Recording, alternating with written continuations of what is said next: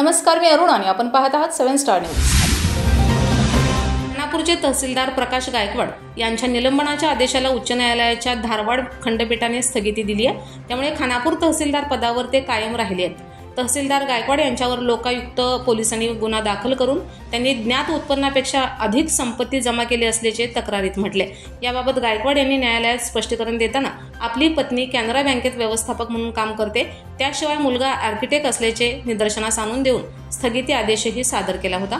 या स्थगिती आदेशाचा विचार न करता राज्य सरकारने त्यांच्यावर निलंबनाची कारवाई केली होती। या कारवाई विरोधात गायकवाड यांनी राज्य प्रशासकीय लवादाकडे दाद मागितली होती।